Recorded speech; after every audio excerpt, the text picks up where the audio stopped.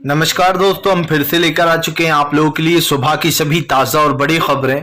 फटाफट अंदाज में एक एक कर कर बताएंगे आपको आज देश और दुनिया से क्या बड़ी खबरें निकल कर सामने आ रही हैं। लेकिन उससे पहले दोस्तों एक नजर डालेंगे सुर्खियों पर। प्रधानमंत्री नरेंद्र मोदी को बड़ा झटका, राहुल गांधी पहुंचे सूरत के सेशन कोर्ट। जी हां, आपको बता दें आज लीगल टीम के साथ बड़ा एक्शन। बीजेपी को ही दोस्तों बीजेपी के वार से मारेंगे गुजरात के सूरत हाईकोर्ट में। वहीं पर अगली बड़ी खबर में हम आपको बताएंगे भारतीय जनता पार्टी के खिलाफ कांग्रेसियों ने मचाया सड़क पर हंगामा, राहुल गांधी के सपोर्ट में उतरे। जी हां, एक तरफ राहुल सेशन कोर्ट पहुंच गए तो वहीं दूसरी तरफ कांग्रेस का जोरदार हंगामा। वहीं पर अगली बड़ी खबर में हम आपको बताएंगे दोस्तों हावड़ा में हुई जमकर, आपको बताते चले आगजनी, एक की मौत वाले मामले पर भड़क गए जो है नीतीश कुमार, बोले ये सब कुछ बीजेपी का किया धरा है। आपको बता दें हावड़ा और नालंदा यानी कि बंगाल और बिहार में जो हिंसा हुई अब उसको लेकर तमाम विपक्ष बीजेपी पर हमलावर हो गया है। वहीं पर अगली बड़ी खबर में हम आपको बताएंगे दोस्तों पीएम नरेंद्र मोदी के ऊपर भड़के संजय सिंह, बोले पीएम की डिग्री मांग ली तो क्या कोई जुर्म कर दिया। जी हां, आपको बताते चले लगातार संजय सिंह बीजेपी पर हो रहा हमलावर।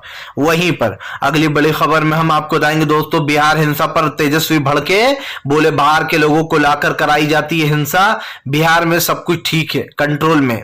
वहीं पर अगली बड़ी खबर में हम आपको बताएंगे दोस्तों इंदिरा गांधी के रास्ते पर ही चल रहा है राहुल गांधी भी बदल देंगे सत्ता। जी हां, आपको बता दें कर्नाटक से कर देंगे खेल।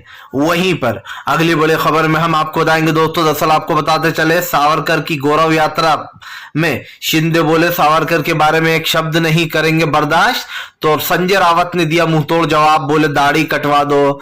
वहीं पर अगली बड़ी खबर में हम आपको बताएंगे दोस्तों दरअसल आपको बताते चले भाईचारे की सद्भावना है। जी हां, बंगाल सबसे प्यारा वो है राज्य। आपको बता दें शत्रुघ्न सिन्हा की जमकर तारीफ, बोले जानबूझकर फैलाई गई है यहां पर हिंसा। वहीं पर अगली बड़ी खबर में हम आपको बताएंगे अखिलेश का बड़ा ऐलान, बोले आने वाले चुनाव में उपचुनाव में बीजेपी की होगी करारी हार, इस बार पूरा प्रशासन भी कुछ नहीं उखाड़ पाएगा।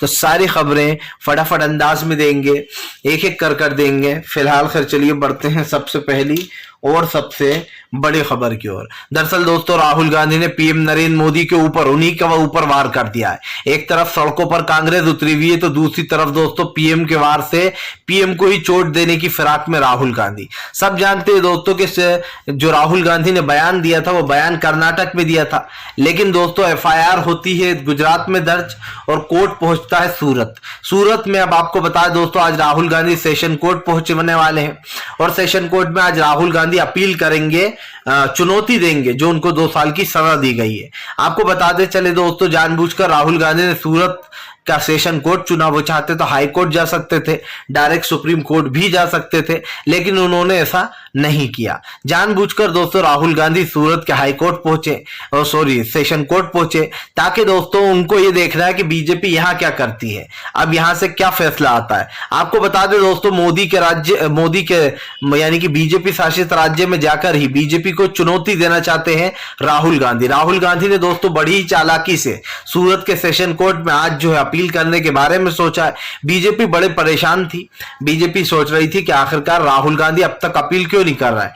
माना यह भी जा रहा है कि कांग्रेस पार्टी में आधे लोग चाहते थे राहुल अपील करें, आधे चाहते थे कि ना करें। आपको बता दें बीजेपी को इस बात का डर था कि राहुल गांधी अगर जेल चले गए तो राहुल गांधी और ज्यादा आप समझिए लोगों की सहानुभूति मिलने लगेगी।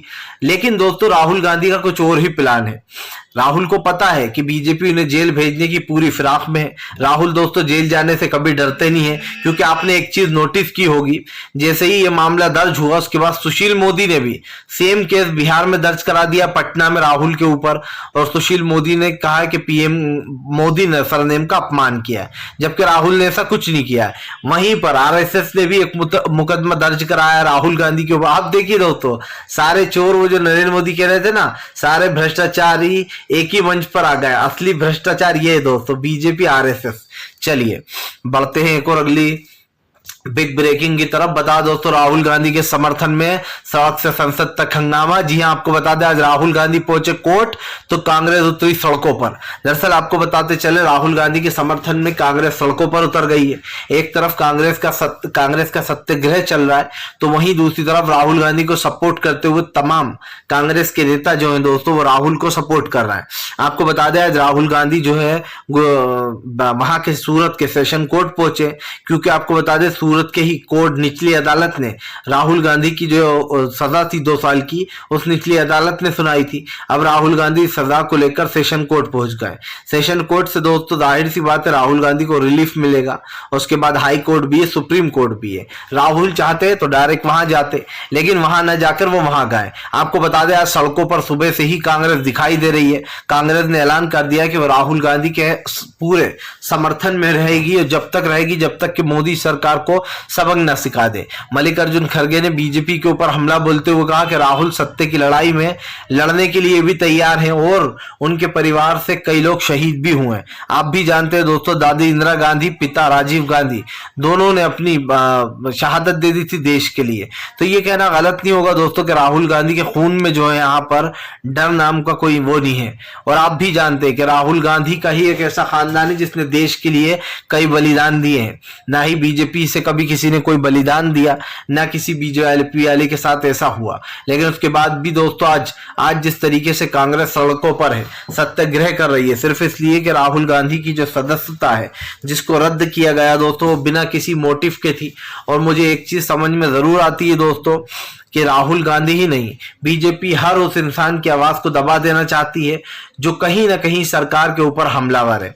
जाहिर सी बात है, अगर सरकार किसी मुद्दे पर बात करती है तो आप उस मुद्दे को भुलाने की कोशिश करते हो। हर मुद्दे में आपको कुछ और ही दिखाई देता है। हर मुद्दे में आप जो है हिंदू मुसलमान ढूंढने का काम करते हो।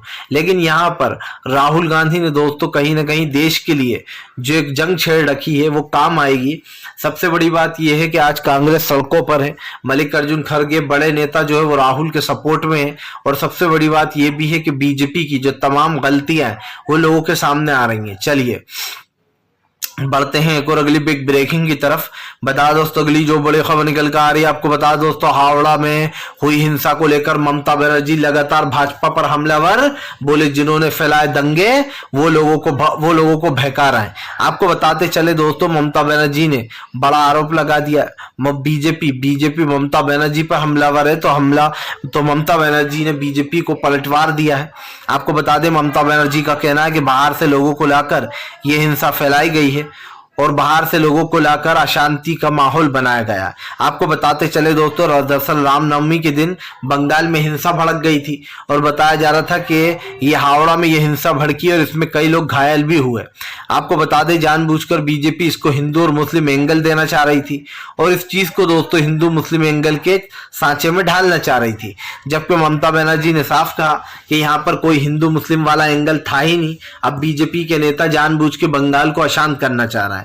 आपको बता दें दरअसल कल फिर से एक बार हिंसा भड़क गई हावड़ा में, जिसके बाद वहां पर पुलिस को वो कर दिया गया। दोस्तों जाहिर सी बात है दोस्तों पुलिस को अलर्ट तो कर दिया गया, लेकिन बीजेपी जानबूझकर लोगों में हिंसा फैलाने का काम कर रही है। आप किसी एक नॉर्मल मुद्दे को उसकी तरह नहीं देख सकते हो, क्योंकि जानबूझकर दोस्तों जिन्होंने ये हिंसा फैलवाई है वो इसको हिंदू और मुस्लिम एंगल देना चाहते हैं। वो चाहते हैं दोस्तों कि आप और हम इसको उसी नजरिए से देखें कि अरे देखो हिंदुओं का त्योहार था तो मुस्लिमों ने जानबूझकर ये सब कुछ किया, जबकि दोस्तों ऐसा कुछ भी नहीं है। आप भी जानते हैं कि जहां जहां दंगे फैलाना होते हैं बीजेपी अपने लोगों को भेजती है। ये मैं नहीं कह रहा हूं, ये तमाम विपक्ष पार्टियां कहती हैं कि बीजेपी ही ये दंगे करवाती है लोगों को लाकर बाहर से और फिर बड़ी आसानी से उनको निकाल भी देती है। मतलब साफ है दोस्तों कि जहां पर भी हिंसा हो रही है वो ज्यादातर बीजेपी शासित राज्य नहीं है, गैर बीजेपी शासित राज्य है, ताकि जो भी विपक्ष के नेता उनके नाम खराब हो। चलिए बढ़ते हैं एक और अगली बिग ब्रेकिंग की तरफ। बता दोस्तों अगली जो बड़ी खबर निकल कर आ रही है, आपको बताते चले दोस्तों संजय सिंह ने बीजेपी के ऊपर बोला बड़ा हमला, बोले केजरीवाल को चुप नहीं करा पाओगे, डिग्री हो तो दिखाओ वरना बोलते रहेंगे इसी तरीके से। आपको बताते चले दोस्तों नरेंद्र मोदी की डिग्री पर सस्पेंस बना हुआ है, जहां एक तरफ आम आदमी पार्टी नरेंद्र मोदी की डिग्री मांग रही है कि आप कौन सी तक पढ़े हुए हो, कहां तक आपने पढ़ाई की है, तो वहीं दूसरी तरफ बीजेपी जो है वो लगातार सरकार आम आदमी पार्टी पे हमलावर है। लेकिन आपको बताते चले, आम आदमी पार्टी बीजेपी पर 100% भारी पड़ रही है, क्योंकि जाहिर सी बात है इसमें ट्विस्ट जब आ गया जब हाईकोर्ट ने प्रधानमंत्री की डिग्री मांगने पर 25,000 रुपए का जुर्माना लगा दिया। आपको बता दें संजय सिंह ने कहा कि क्या किसी की डिग्री मांगने पर आज तक जुर्माना लगा है, पर हमारे देश के पीएम ऐसे ही हैं। आपको बता दें संजय सिंह ने कहा कि हमारे देश के पीएम से अगर कोई पूछ ले कि आपकी डिग्री क्या है तो उस पर जुर्माने लग जाते हैं। अगर कोई पीएम से कह दे कि आपने अब तक देश में क्या किया है, देश की आजादी के लिए क्या किया, तो पीएम चुप हो जाते हैं। जाहिर सी बात है दोस्तों, आम आदमी पार्टी की ही बात नहीं है, ये मुद्दा सच और झूठ का है। भाई अगर आपको लगता है कि आपका डिग्री है तो बता देना चाहिए। आप तो हर चीज में ये करते हो। अडानी वाले मामले में आप कहते हो अडानी से हमारा कोई लेना देना नहीं, चुप्पी साध लेते हो। ना आप ये कहते हो कि हम उसके साथ हैं, ना आप ये कहते हो कि हम उसके खिलाफ हैं, और इस पर कोई सवाल का जवाब नहीं आता। यही कारण है जो लगातार दोस्तों अडानी वाले मुद्दे पर बीजेपी घिरी हुई है, और इस घेराव में बीजेपी के ऊपर कई सवाल भी खड़े हुए हैं। मामला सिर्फ इतना सा होता तो एक बात थी दोस्तों, लेकिन मैं खुद हैरान हूं कि राहुल गांधी मोदी सरनेम पे सवाल उठाते हैं, उनको सजा हो जाती है। इधर केजरीवाल जो है वो डिग्री मांग लेते हैं, इस पर सजा हो जाती है। बस भैया अब वही दिन दूर रहेगा कि जब लोग मोदी का नाम भी ले दिया करेंगे तो उसके ऊपर भी हो जाया करेगा केस। चलिए बढ़ते हैं एक और अगली बिग ब्रेकिंग की तरफ। बता दोस्तों अगली जो बड़ी खबर निकल कर आ रही है, आपको बताते चले दोस्तों, कांग्रेस की नई रणनीति से भारतीय जनता पार्टी मची खलबली। राहुल गांधी दोस्तों करेंगे वहीं से रैली जहां पर बीजेपी ने करा ठोका था राहुल पर केस। आपको बताते चले दोस्तों, राहुल गांधी की कोलार में पूरी तैयारियां हो चुकी हैं। राहुल गांधी आपको बता दें अब कोलार से अपनी रैली करने वाले। माना जा रहा है कि दादी इंदिरा गांधी के इतिहास को, राहुल गांधी इतिहास को फिर से दोहराएंगे। फिर से एक बार कर्नाटक से ही दोस्तों राहुल की सत्ता में वापसी होगी। आपको बताते चले दोस्तों, कर्नाटक वो राज्य है जहां पर एक बार इंदिरा गांधी बहुत बुरी तरीके से चुनाव हारी थी, और इंदिरा गांधी की जब वापसी हुई थी सत्ता में दोस्तों, तो वो कर्नाटक ही वो राज्य था जहां से इंदिरा गांधी को संजीवनी का काम हुआ, एक तरीके संजीवनी जड़ी बूटी के साथ काम हुआ था। आपको बताते चले दोस्तों, इंदिरा गांधी को एक बार 153 सीटें आई थी जब इंदिरा गांधी बहुत बुरी तरीके से हारी थी। और उसके बाद जब कर्नाटक से इंदिरा को पूरा सपोर्ट मिला तो इंदिरा गांधी दोबारा सत्ता में आई। माना जा रहा है राहुल गांधी ने कोलार में जो भाषण दिया था कि ये सारे चोर मोदी नाम के ही क्यों होते हैं, उस पर उन पे केस हुआ, 2 साल की सजा हुई। अब राहुल जानबूझकर वहीं पर जा रहा है, और राहुल बताएंगे दोस्तों ये कि देखिए मैंने क्या बोला था कि सारे जो भाग जाते हैं लोग वो मोदी नाम के ही क्यों होते हैं, इस पर मुझ पे केस कर दिया। और इससे क्या होगा दोस्तों कि राहुल को और सहानुभूति मिलेगी, राहुल के समर्थन में और लोग आएंगे, उन्हें लगेगा नहीं यार राहुल के साथ गलत हुआ है, राहुल को जानबूझकर फंसाया गया है। और यही कारण दोस्तों जो राहुल गांधी ने कर्नाटक को चुना है, कर्नाटक के कोलार को ही चुना, क्योंकि वहीं से इतिहास को दोहराया जाएगा। जाहिर सी बात है दोस्तों, जब इतिहास के पन्ने आप पलटते हो तो आपको वही तमाम चीजें दिखती हैं, और आज भी उन चीजों पर कहीं ना कहीं इंसान की नजर है, और ऐसे में राहुल ने भी अब बड़ा फैसला ले लिया है। चलिए बढ़ते हैं एक और अगली बिग ब्रेकिंग की तरफ। बता दोस्तों अगली जो बड़ी खबर निकल कर आ रही, बिहार हिंसा पर भड़के दोस्तों। आपको बता दें नीतीश कुमार बोले आखिरकार बीजेपी वालों के राज्यों में जब हिंसाएं होती है तो चुप बैठे रहते हैं, जैसे ही यहां पर हिंसा फैलवाई जाती है और वही लोग बोलते हैं जो हिंसा फैलवाते हैं। आपको बता दें दोस्तों इन दिनों बिहार में कुछ बड़ा करने की फिराक में है बीजेपी। अमित शाह चाह रहा है कि किसी भी तरीके से बिहार की सत्ता को गिरा दिया जाए।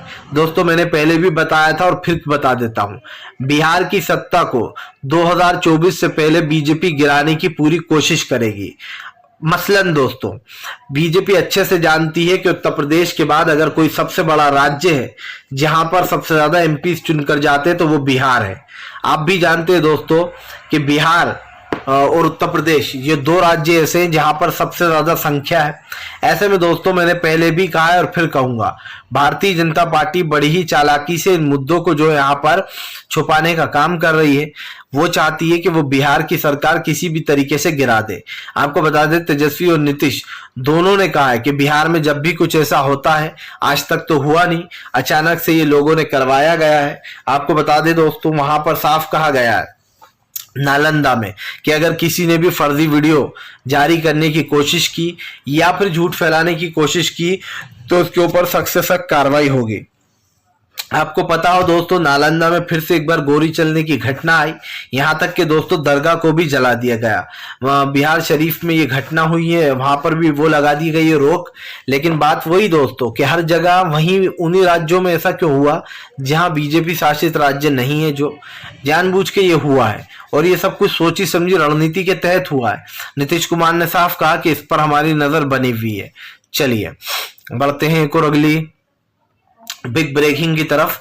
बता दोस्तों अगली जो बड़ी खबर निकल कर आ रही है, आपको बताते चले दोस्तों, पीएम नरेंद्र मोदी के बयान पर भड़की कांग्रेस। बोले फिलहाल नरेंद्र मोदी जी तो इसी में खुश है कि हमने उनकी सुपारी दी है। आपको बताते चले दोस्तों, नरेंद्र मोदी ने कल सुपारी दी थी। कल एक शब्द बोला था मोदी जी ने ट्रेन का उद्घाटन करते समय कि कांग्रेस ने सबको सुपारी दे रखी थी। अब उस पर कांग्रेस हमलावर हो गई। कांग्रेस का कहना है कि बीजेपी तानाशाह की सरकार है और ये सिर्फ तानाशाही करती है, गरीबों के लिए पैसा नहीं है दोस्तों। करोड़ों रुपए का नया संसद बनाया जा रहा है, 1000 करोड़ रुपए का। आप समझिए नए संसद की क्या जरूरत थी दोस्तों, जब पुराना संसद में अच्छा खासा काम चल रहा था। लेकिन दोस्तों नरेंद्र मोदी को यह दिखाना है कि देखो मैं क्या क्या कर रहा हूं। मैं गरीबों का पैसा संसद में झोंक रहा हूं, मैं गरीबों का पैसा अपने लिए आराम से प्लेन खरीद रहा हूं दो।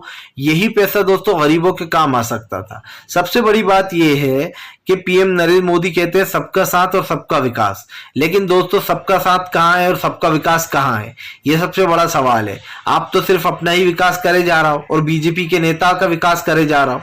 अगर अभी इन 10 सालों का ब्यौरा उठाकर आप देखेंगे तो आपको देखने को मिलेगा दोस्तों कि विकास तो हुआ है, लेकिन बीजेपी के नेताओं का, जी इनकी संपत्तियां 5-5 गुना बढ़ गई हैं। खुद जो है यहाँ पर नरेंद्र मोदी और सीएम योगी, इन लोगों की संपत्तियां बढ़ गई हैं, लेकिन गरीब वहीं का वहीं है। उसके लिए कुछ नहीं हो रहा है और ना होगा। मुझे नहीं लगता कि ये सरकार दोस्तों गरीबों की या किसानों की है, ये सरकार पूंजीपतियों की है। तभी तो अडानी के ऊपर करोड़ों रुपए झोंक दिया जाता है, लेकिन किसानों को एमएसपी की गारंटी तक नहीं दी जाती है। इसके लेकर कांग्रेस ने सवाल उठाया। कांग्रेस ने कहा कि हम बीजेपी के खिलाफ सड़कों पर ही रहेंगे, अडानी के खिलाफ भी मोर्चा खोलेंगे। तमाम उन चीजों का दोस्तों विरोध किया जाएगा जिसको बीजेपी बचाने की कोशिश कर रही है। और जाहिर सी बात है ये होना भी चाहिए। भारतीय जनता पार्टी अपने आप को संत बताना बंद कर दे। चलिए बढ़ते हैं एक और अगली बिग ब्रेकिंग की तरफ।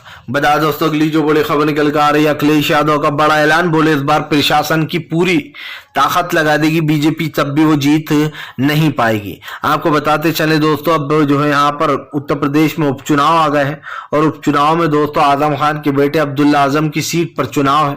ऐसे में आपको बताते चले दोस्तों, अब्दुल्ला आजम से बड़े मार्जिन से अब्दुल्ला आजम ने जीत दायर की थी।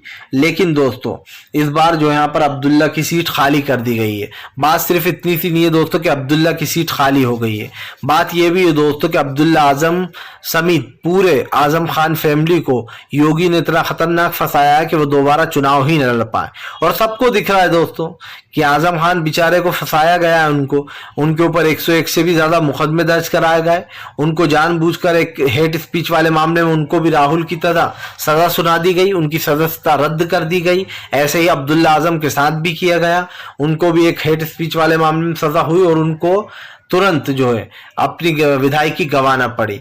यही नहीं दोस्तों, अब तंजीम फातिमा जो है उनके ऊपर भी सेम केस लगे हुए हैं। और दोस्तों बीजेपी बड़ी ही चालाकी से, जो भी लोग राजनीति में हैं, आजम खान की फैमिली से, उन सबको एक एक करके बर्बाद कर दिया। लेकिन दोस्तों मैं इंतजार उस वक्त का कर रहा हूं जब योगी जो है सत्ता में नहीं होंगे और सत्ता से बाहर होंगे, जब उत्तर प्रदेश में किसी और की सरकार होगी, फिर देखते हैं कितने बड़े दादा हैं। फिलहाल चलिए बढ़ते हैं एक और अगली बिग ब्रेकिंग की तरफ। बता दोस्तों अगली जो बड़ी खबर निकल कर आ रही है, आपको बता दें दोस्तों, राहुल गांधी की हर तरफ हो रही चर्चा, विदेश से लेकर तो दोस्तों भारत तक में राहुल का बजा डंका।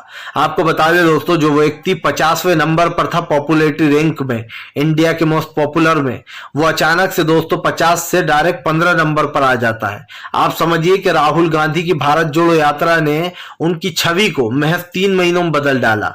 यही नहीं, राहुल की बढ़ती पॉपुलैरिटी बीजेपी के लिए परेशानी बन रही है।